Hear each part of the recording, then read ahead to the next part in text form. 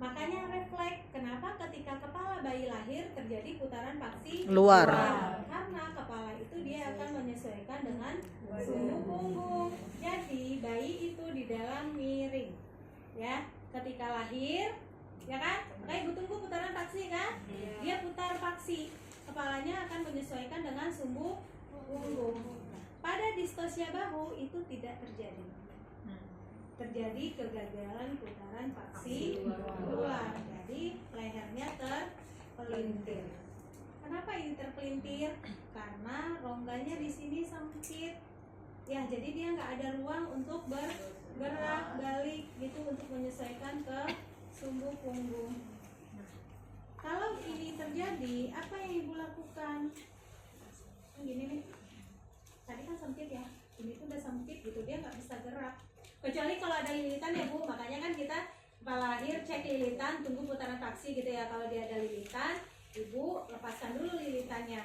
Kalau dia nggak muter karena lilitan itu wajar, makanya kita lepasin lilitan, kemudian baru dia berputar. Tapi kalau itu nggak ada, dia nggak berputar, itulah yang dinamakan dengan distosia bahu. Nah, berarti kalau kayak gini apa yang harus kita lakukan?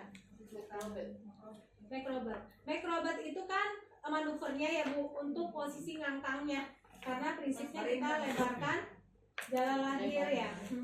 Kemudian setelah make robot, Mas Santi itu apa bu?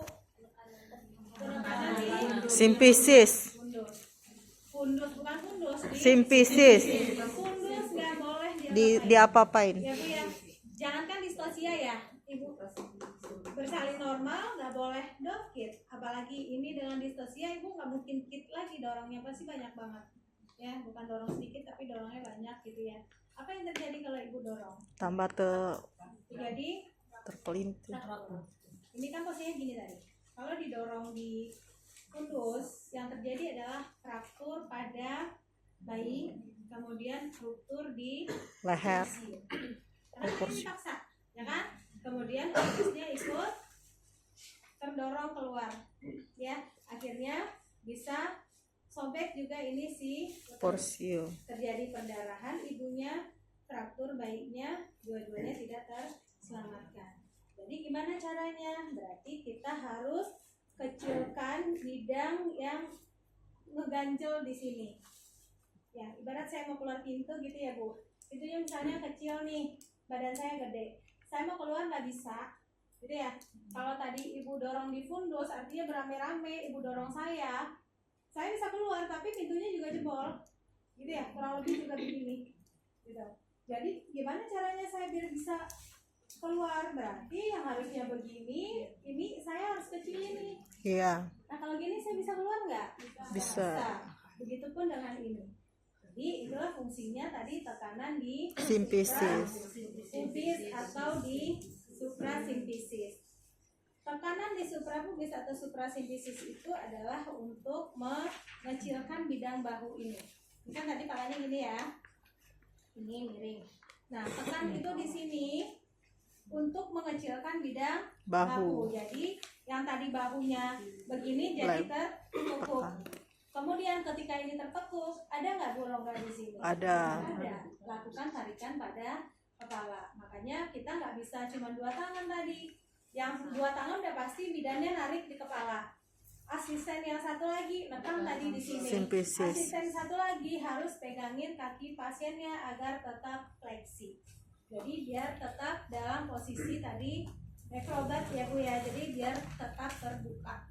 Gitu, makanya minimal 6 tangan.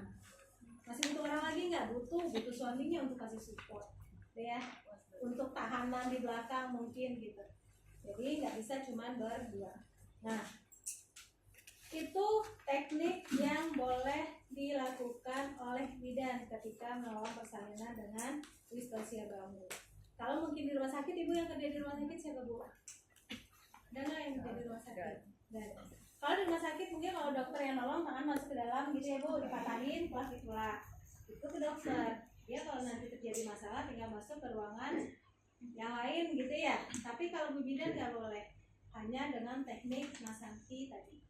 Ya walaupun resikonya dengan Masanti juga terjadi fraktur, itu kita sudah inform konsen dan inform choice dari awal ke pasien dan keluarga.